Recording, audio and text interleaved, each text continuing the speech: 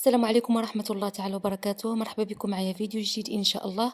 كنتمنى أنكم تكونوا كلكم بخير وعلى خير. إلا كنتوا كتشاهدوا قناتي أول مرة، مرحبا بكم، وكنتمنى أنكم تشتركوا معايا في القناة وشكرا لكم. غادي نوجدوا إن شاء الله مع بعضياتنا هاد البريوش أو الفطائر المعمرين بالكفتة، ساهلين بزاف في التحضير وناجحين، وشوفوا المنظر ديالهم كيجي راقي وزوين بزاف وكيشهي. فنبقاو مع المقادير وطريقة التحضير. أول حاجة غنحتاج ال الحليب الدافي، عندنا 200 مليلتر بالضبط. غنخلي لكم العبارات والمقادير في صندوق الوصف، وحتى العبار بكاس ديال العنبة. كيف ما قلت لكم عندي 200 مليلتر ديال الحليب دافي، معلقة كبيرة ديال السنيدة غير باش تعطينا لون حمر للبريوش. وعندنا الخميرة الفورية، درت معلقة كبيرة عامرة.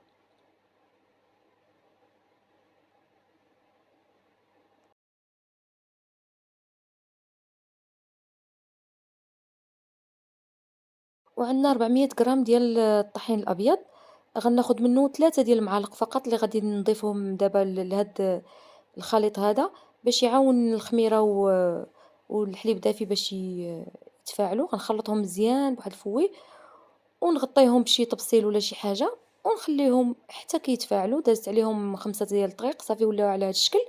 صافي مباشرة غادي نضيف الكمية اللي بقات ديال الفورت. كما قلت لكم عندنا 400 غرام بالضبط، 400 غرام ديال الدقيق الأبيض.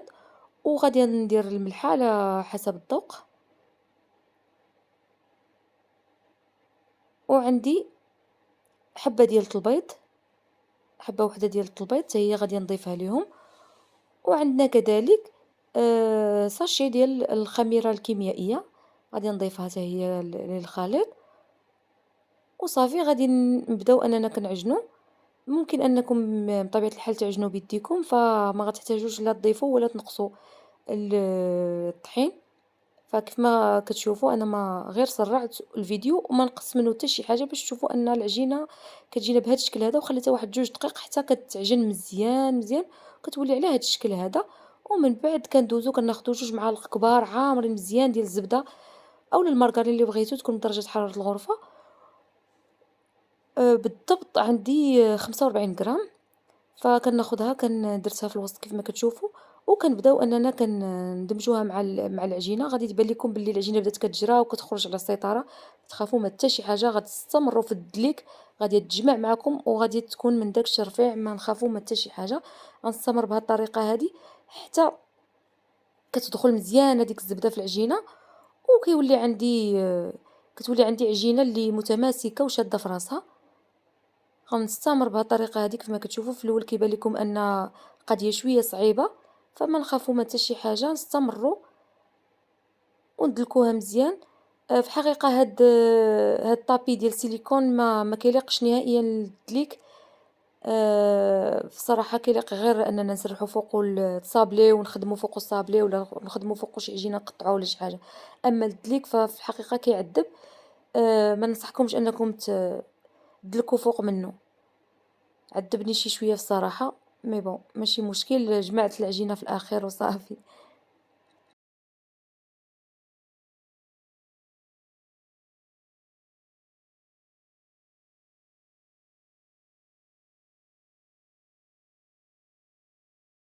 صافي ملي كتجمع العجينة وكتولي بحال ما كنت ماسكة، كنزيدها واحد دلكة خفيفة كيف ما غادي تشوفوا معايا، باش تجينا رطبة وتجينا هشيشة إن شاء الله من بعد ملي كطيب.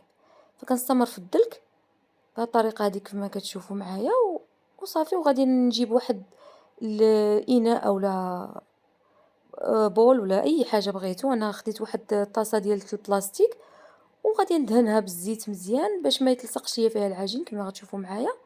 صافي وغادي نوضع فيها العجينة، ونخليها حدايا في شي بلاصة دافية. الا كان البرد غتخليوها حدا شي بوطة شاعلة، ولا ما كانش بوطة شاعلة غتخليوها المهم في شي بلاصة اللي تكون دافية، وتغطيوها بشي زيف ولا شي حاجة، وتخليوها تخمر على خاطرها.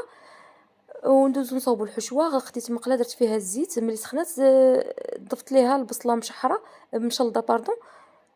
وصافي وغنخليها نضيف ليها غير الملحة لأنها كتساعد على أنها دغيا كتهبط.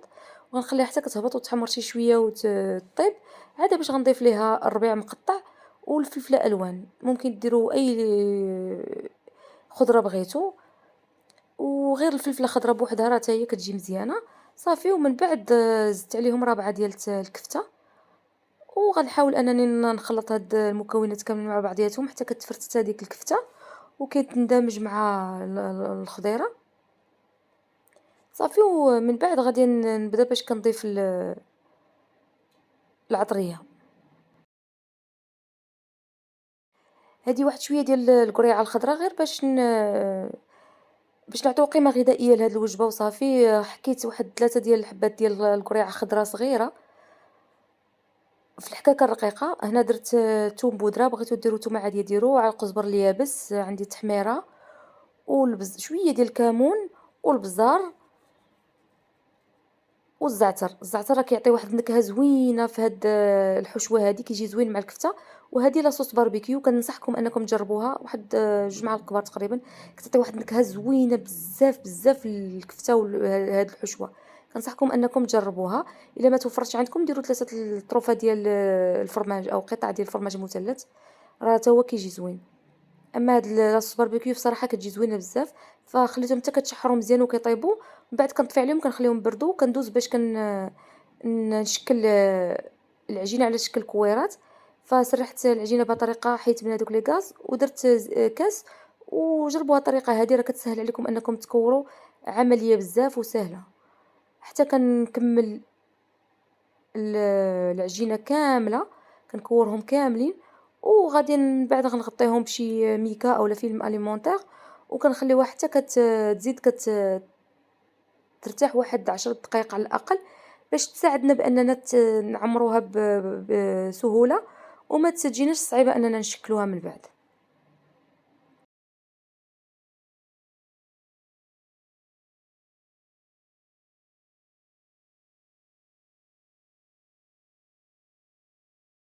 صافي من بعد ما دازت 10 ديال الدقايق، غادي ناخد أول كرة كنبدا بها كنسرحها، ومن بعد كنركز غير على جناب كنسرحهم، كنخلي الوسط يكون غليظ شوية باش ما تحلش لينا من بعد، ونقدروا نتحكموا فيها. صافي كندير واحد المعلقة ونص على القياس اللي بغيتو ديال الحشو، ودرت قطعة ديال هاد الفرomاج ديال الساندويتش، ممكن ديروا فرomاج محكوك اللي بغيتو.